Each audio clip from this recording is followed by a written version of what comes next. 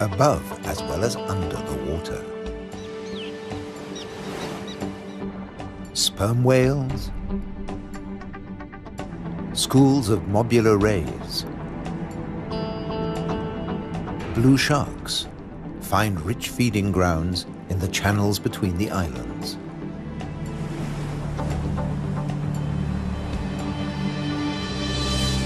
Nutrient-rich reefs draw in life. Blue whales seek out tons of krill in ocean depths.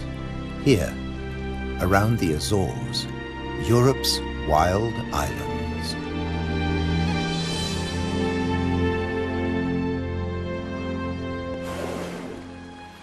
A family of false killer whales cruise the ocean on the lookout for prey. A blue shark patrols alone.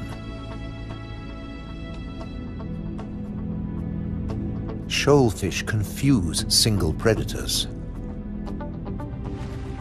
But when they meet false killer whales, the water boils. An individual false killer whale dives down with its prey.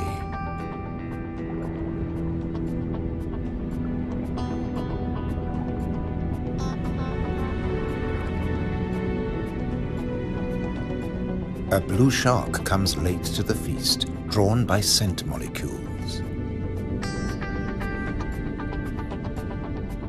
But this morsel presents a problem.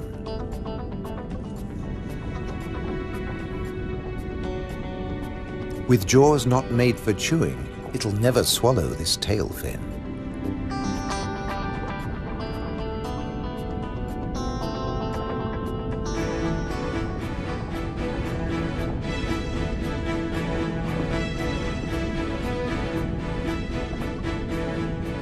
Most fish force water through their gills to breathe. This shark can't, so it has to keep moving.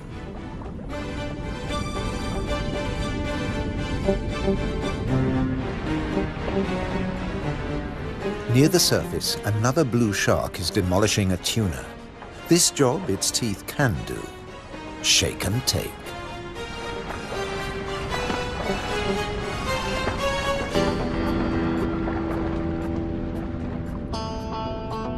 Fragments streaming from its gills float to the surface. A little extra for the seabirds.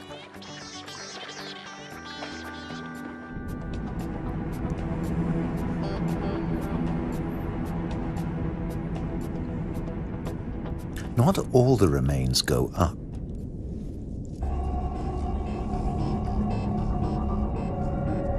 Spread by the current, the scent draws a moray eel from its cave.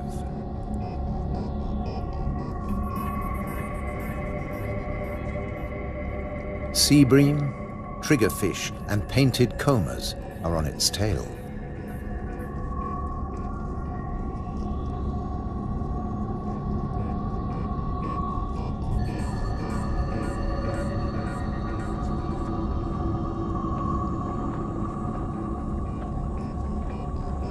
The ocean around the Azores is not short of flesh.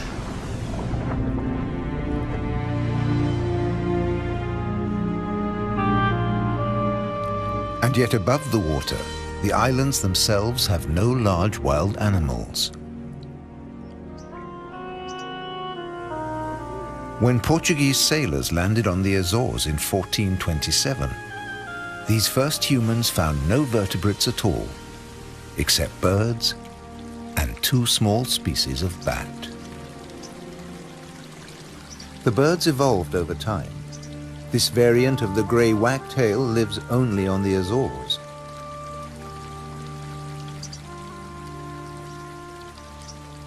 With head feathers a different color from its European relatives.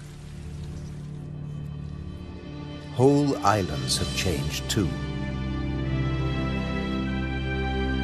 Santa Maria must have been much warmer once.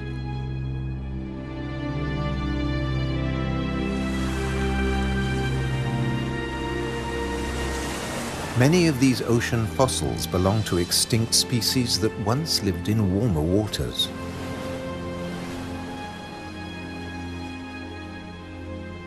The water temperature may have fallen, but not the diversity of species.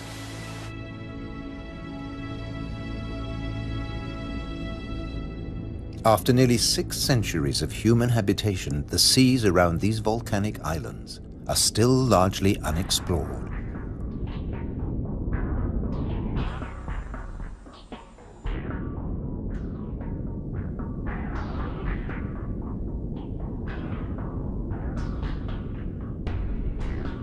This is the world of the anglerfish.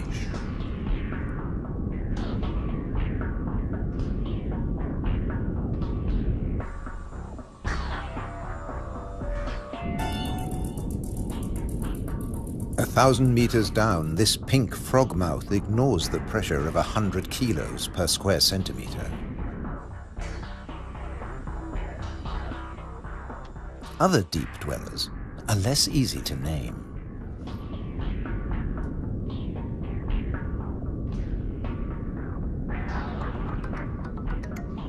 In the darkness, it's easy to underestimate your prey. It has to fit into your stomach.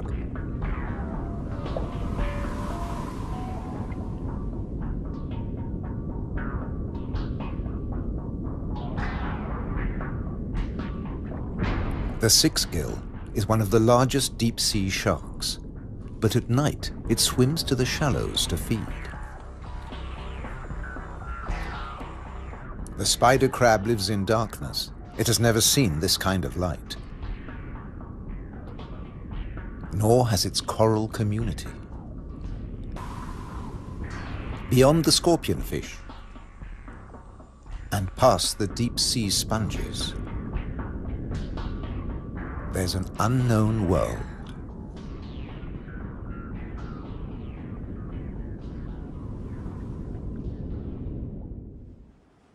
Imagine the Atlantic between Europe and America 8 million years ago. Pressure along the mid-Atlantic ridge forces the continental plates apart. Volcanoes pierce the surface on both the Eurasian and the American side. The Azores.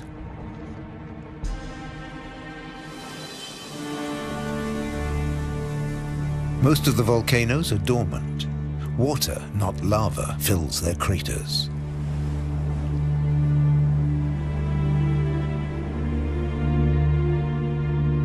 Sometimes only crater edges rear from the sea, worn down by the elements.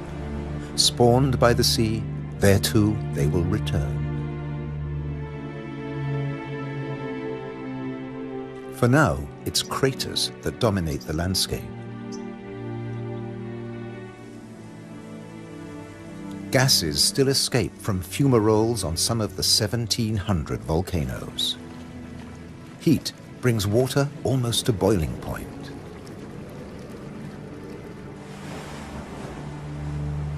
A massive eruption hit Fayal Island 60 years ago.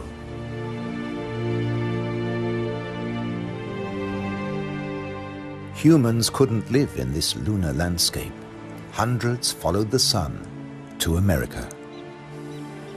On the volcano's slopes, life had to begin again. Birds were pioneers on naked rock. Wind and birds still bring seeds from over the sea. Some come floating in.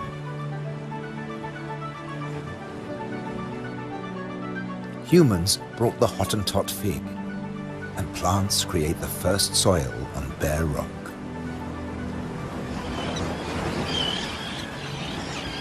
An active volcano will destroy life.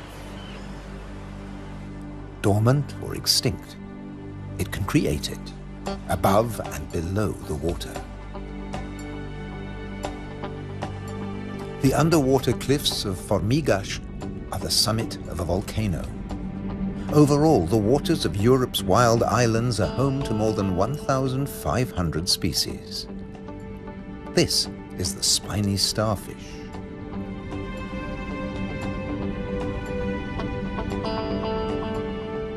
There are 530 fish species, like the damselfish, swarming along reef ledges.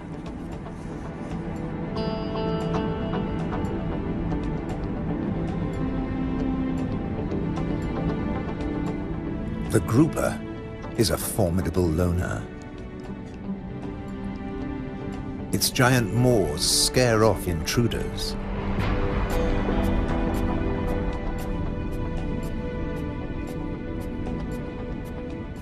The barred hogfish is a lot prettier than its name.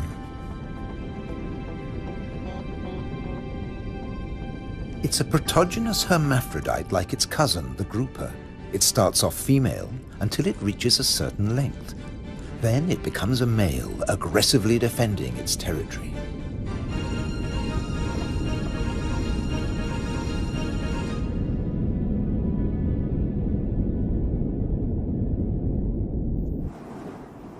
The archipelago's weather changes too, up to 4 seasons in a single day.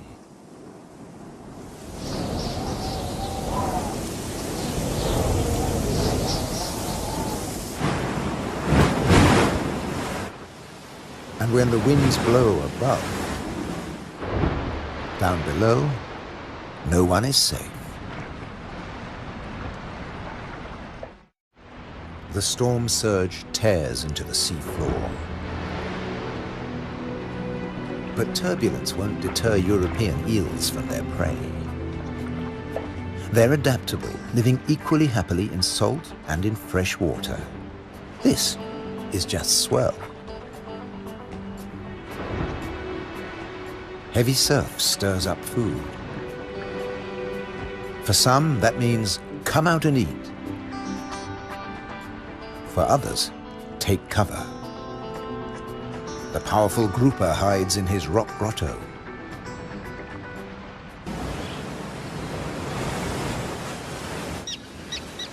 In churning waters, it's tough to spot your prey. But the common terns have no choice. The first chicks have hatched, and they're waiting to be fed.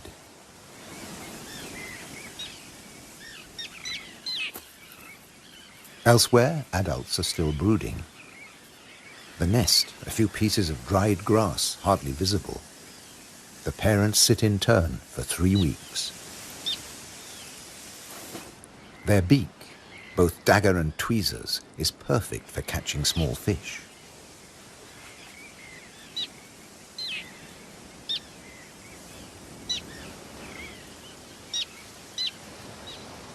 "3,000 pairs breed here.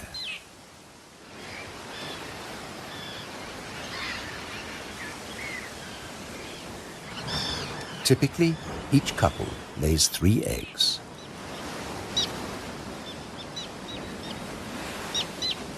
The chicks are fed for 4 weeks, till they can fly as well as their parents.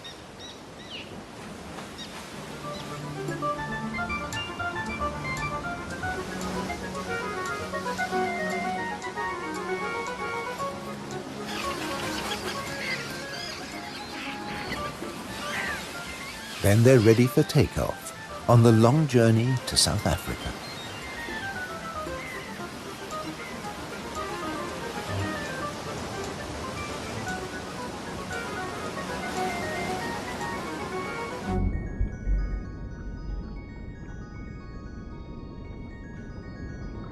Under the water, survival can depend on staying still, very still, like a wide-eyed flounder.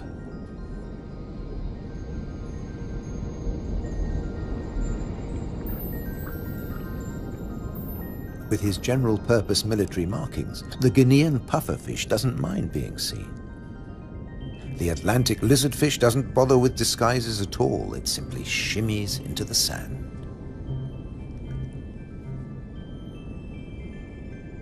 This may fool both its prey and its predators. But it won't fool the pufferfish patrol.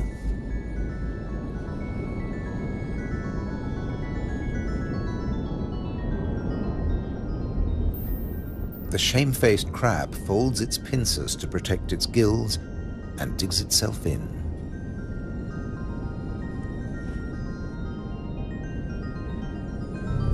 Leaving no opening for the plump flatfish.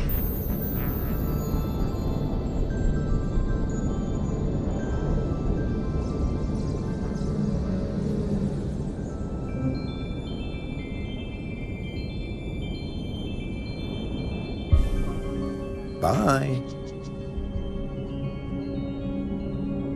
A starfish flees at top speed from a marauding snail.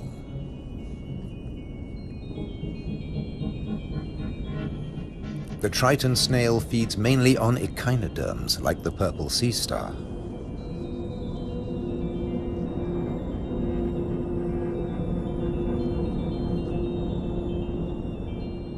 It's no big deal for an octopus. No pickings for it here.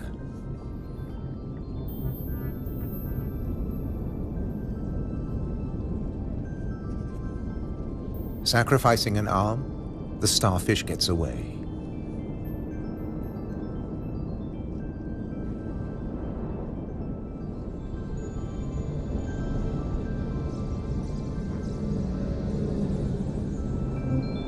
It's escaped with its life, and the limb will grow again.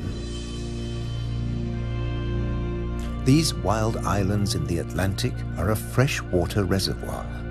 Vast amounts of seawater vaporize in the warm ocean air, and freed of salt, they unload onto the Atlantic islands.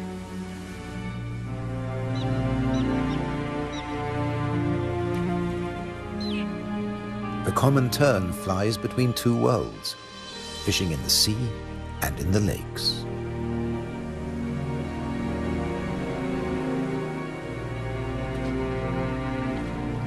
Humans brought the freshwater fish to these islands.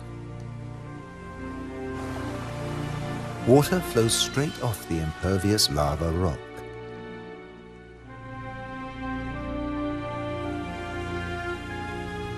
But peat moss sucks up huge quantities of water like a sponge,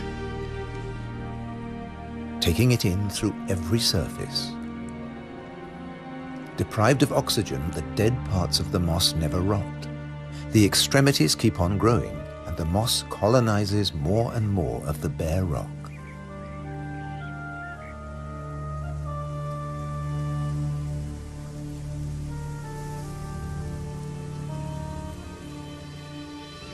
Just beneath, more than 270 caves pierce these wild islands, dark and cold. Perfect for isopods, crustaceans that have their breathing organs in their legs. Or for cyanobacteria, a life form that has existed for nearly 4 billion years. Cooling lava drops create amazing shapes. Shark's teeth. It's a hollow, secret world, just waiting to be filled. Past the undersea threshold of the Azores, it's permanent night. Perfect for a nocturnal common stingray.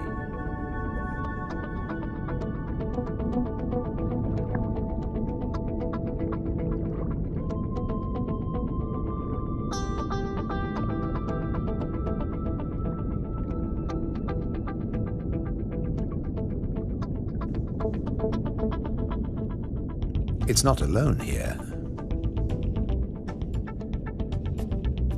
Sliding over the cavern walls, unicorn shrimp. In the camera light, combers and scorpionfish snatch at their prey.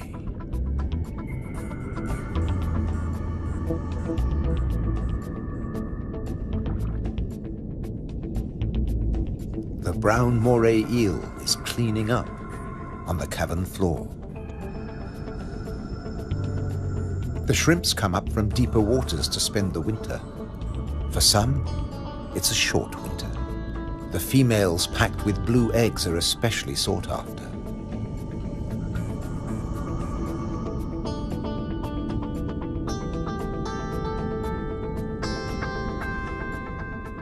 The shrimps also live off crustaceans, their own species.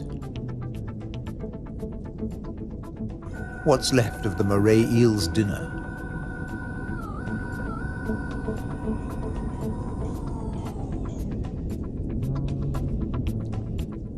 First, eat your neighbor, then take time for a spot of grooming.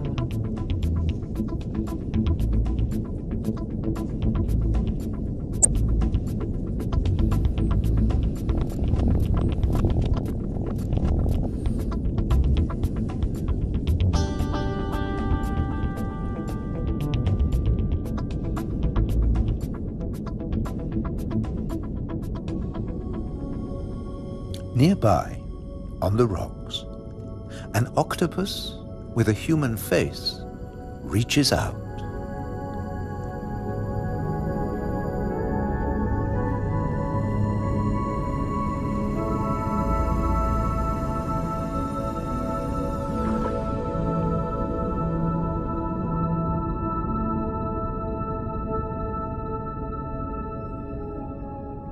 The stingray glides back to the ocean.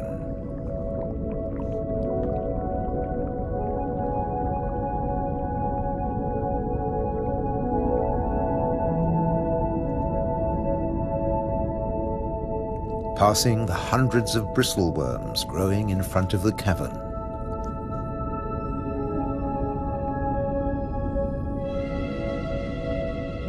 Their tentacles trap particles from the passing current to eat or to construct the tubes they live in.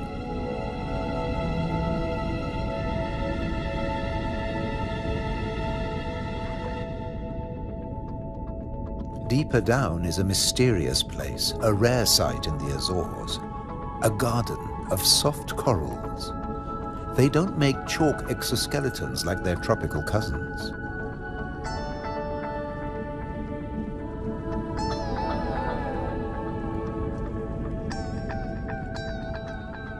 The currents carry plankton down to their home on sunken seamounts.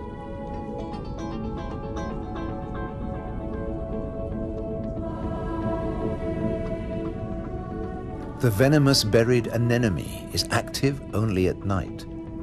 During the day, it contracts.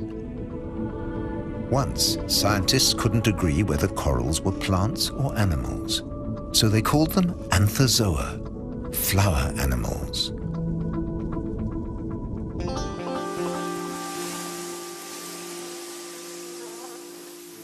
No doubt about these. All the flowers on Europe's wild islands arrived from somewhere else. Hydrangeas came from Asia. Natural boundaries between fields. They're a symbol of the Azores.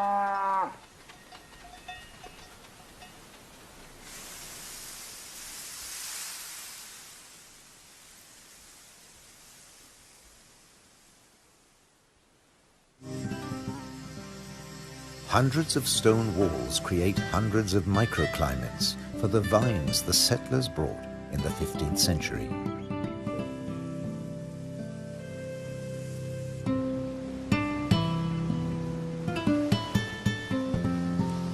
"400 years later, the vineyards were abandoned as islanders left for America.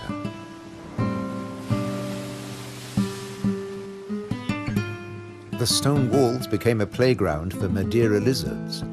They were brought here by seafarers too. Azores wines are now fashionable again.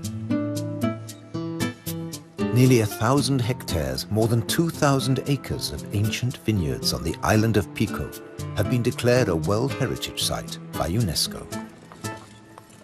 The ruts of ox carts, once the island's only transport. They dragged firewood and building materials for houses and stone walls. And they carried the new wines down to the coast to ship to Europe, but at a cost. Beneath these waters is the strangest, most dangerous place on the Azores. They call it the Anchor Graveyard. Scores of great iron anchors lying on the seabed. When an Atlantic storm hit, the only way to save your ship from the rocks was to cut the anchor rope fast and dash for the open sea. The iron left behind has become a rusting reef for a multitude of creatures. These anchors are coated by algae and tube worms.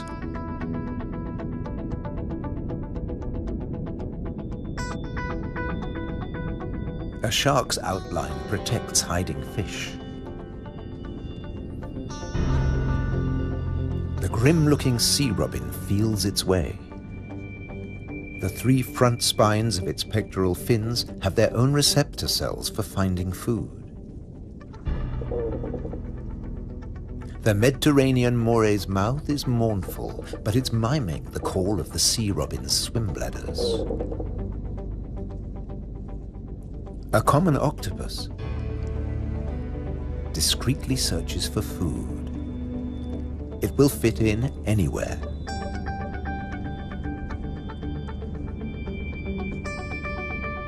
While bearded fireworms clear up the corpses in the anchor graveyard.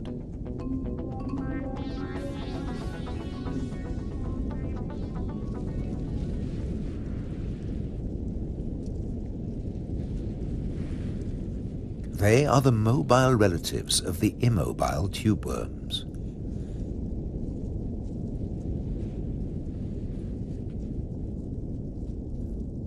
The octopus has found another spot to test its camouflage skills.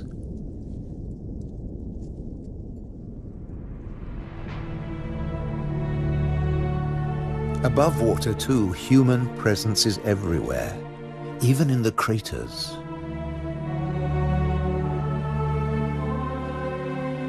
Any straight line means a wall, one that protects the grazing horses and cattle. By keeping the grass short, these domestic animals help the seasonal visitors that have been coming here for thousands of years. The ruddy turnstone digs to find fresh food. Black-bellied plover fly in from Russia on their way to their winter quarters in South America and South Africa.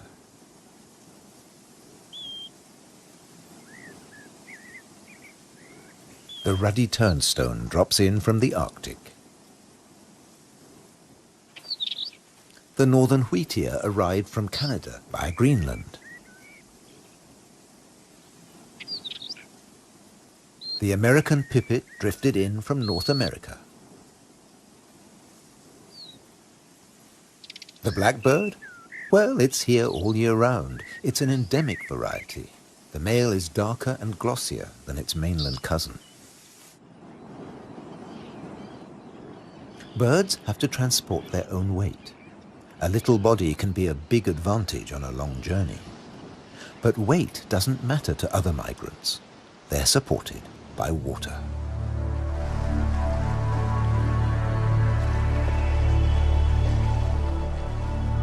Humpback whales migrate between the Arctic and the tropics. They make a hunchback when they dive, hence the name.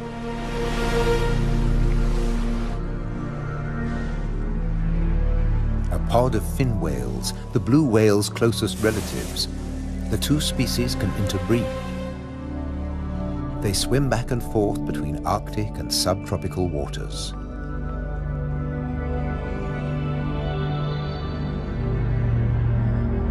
Fin whales and blue whales have their blowhole in the center of their skulls.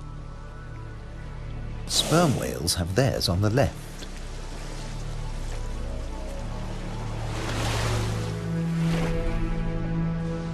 Baleen whales spend long periods sieving krill and plankton from the waters of the Azores.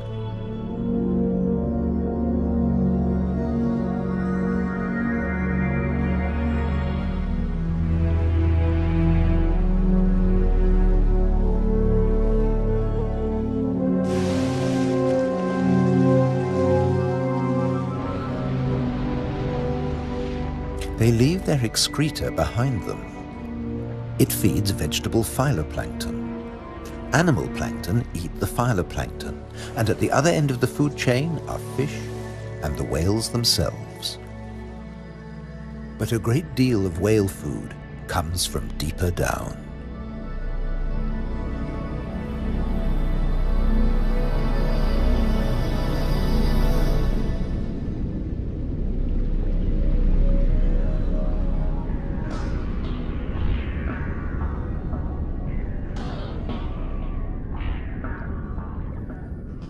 Meanwhile, not all the creatures of the eternal darkness are permanently banished to the depths.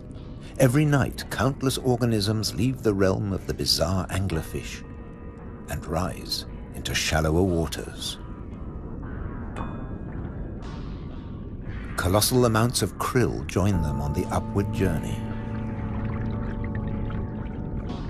A nightly vertical migration. Salps and bioluminescent comb jellies illuminate the greatest movement of biomass on Earth. All here to harvest the vegetable plankton or get eaten themselves. This innocent-looking blob is anything but. A Portuguese man-o'-war is a colonial organism, a conglomeration of polyps serving different functions. One polyp is the sail. Innumerable other polyps repel invaders or catch booty with tentacles that stretch up to 30 meters. On the right, a salp has become ensnared. Venom from stinging cells kills the prey. The tentacles drag it to the mouth.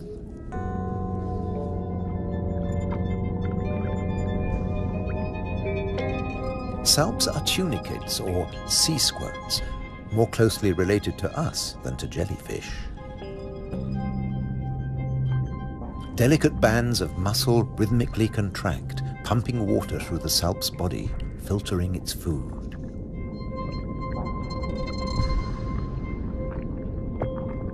Salps build into chains and can direct themselves through the water.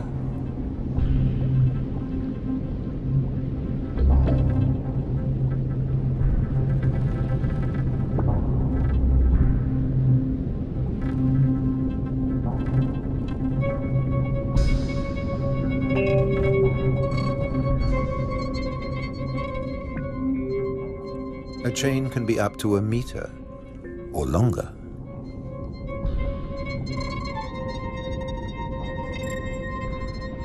Unlike salps, many jellyfish have venomous tentacles. But they too have predators. They're one of the favorite foods of loggerhead sea turtles. On their 5-year journey from the Florida beach where they were born, they swallow innumerable jellyfish immune to the venom. But there's another hitch. Comb jellies have no sting cells, but in the water they look a lot like drifting plastic.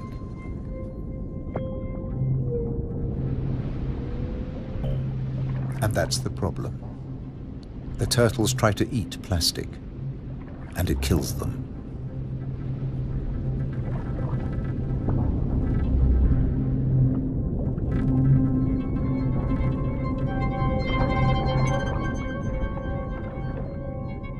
This is a great jellyfish hunter.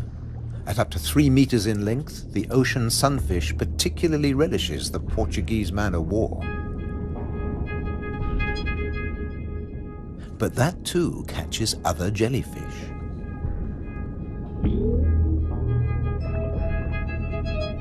The sunfish can dive. This heaviest of all bony fish tears its prey apart in the depths.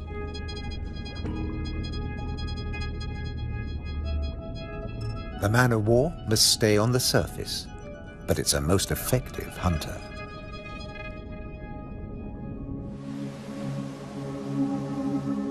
The Cory's shearwater also has a successful strategy, at least in its familiar world.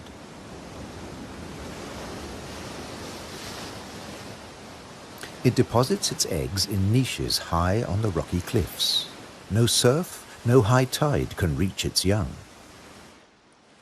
But now they face a new danger. Stray cats.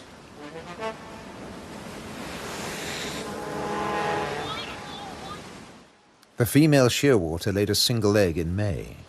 Pity there's only one. Looks like a bad strategy now. They can't adapt to an unwanted gift brought by humans.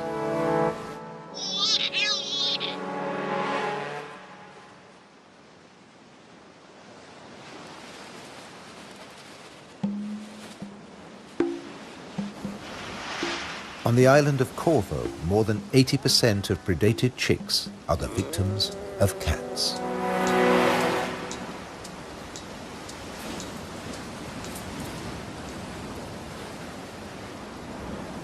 There's nothing the adult birds can do. They spend the whole day out over the sea.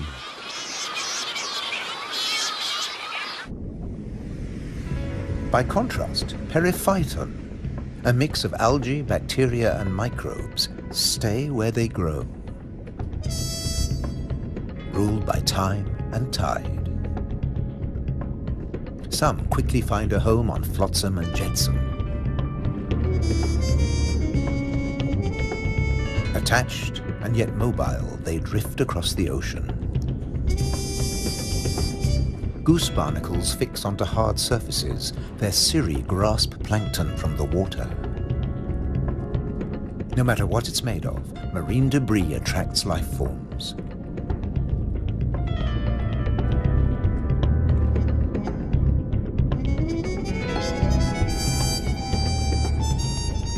One of the ocean's fastest swimmers likes to stay close to flotsam, the mahi-mahi.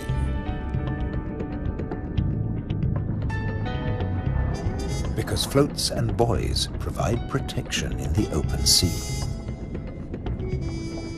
Some species may have survived ocean transfer as passengers on floating debris.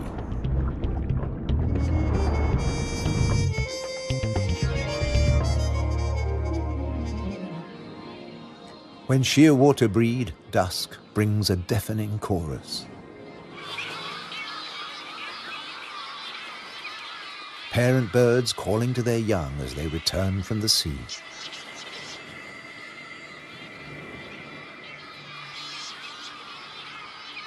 The birds recognize each other's cries.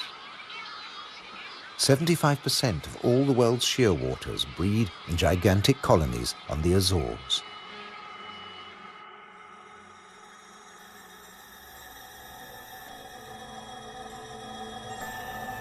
The name Madeira lizard says it all. This creature originated on a distant island. The Madeira wall lizard is very common on the Azores. It's one of the few reptiles found on these islands, and it's very fond of nectar. Invertebrates and vegetable matter complete its diet.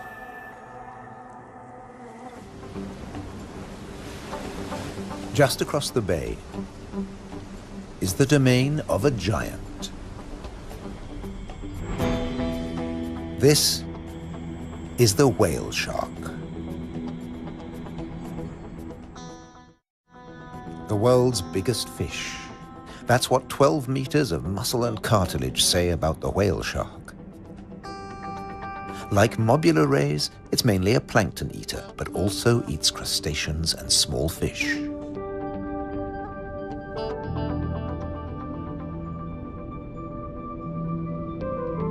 The rays' rolled fins on their foreheads direct the plankton into their mouths.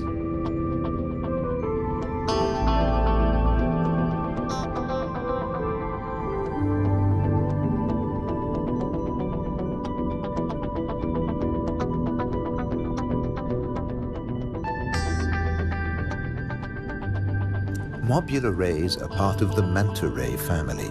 They cruise in small groups, shadowed by fish using them as cover and picking up their leftovers. Flying in slow motion, the rays dance through the ocean, round the volcanoes.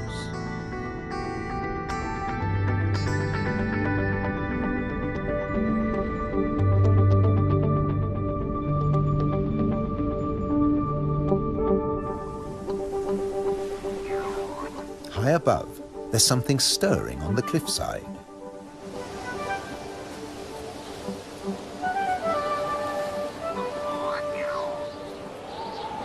A Cory's shearwater leaves the nest niche for the first time.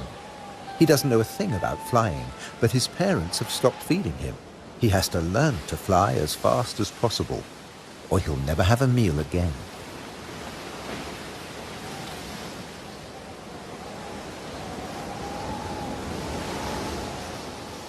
He needs a takeoff point with a fair wind.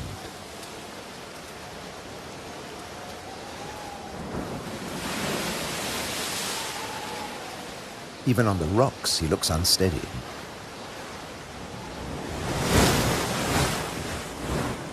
A fellow shearwater learns the difference between flying and falling.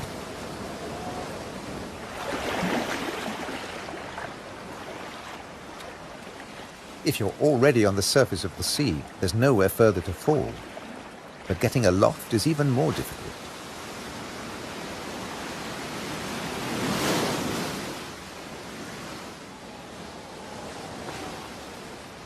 Wings over water. That's the right idea.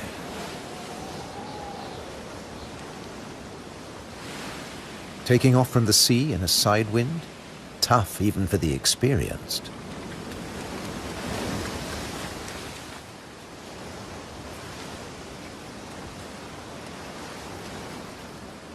It's now or never. Pluck up your courage. Embrace the wind and off to South America.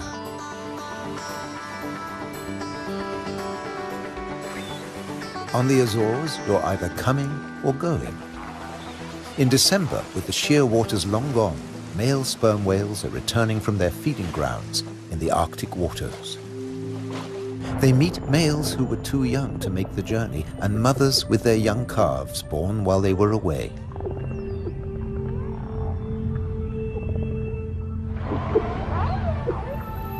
While the mother dives for food, her calf stays on the surface. It'll be 2 years before he dives with the group.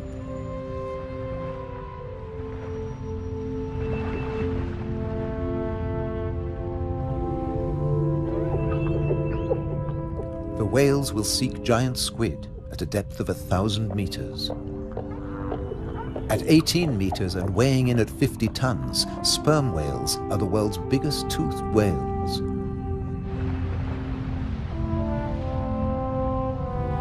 The calf will remain alone for up to an hour, defenseless against a possible attack by killer whales.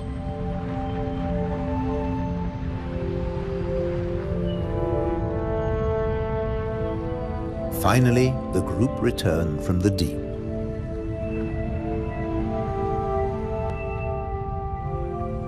The calf is once more under the protection of its mother. She will feed it for 2 years. During this time, she won't fall pregnant. Now the whales can take their ease, preferably hanging vertically in the water.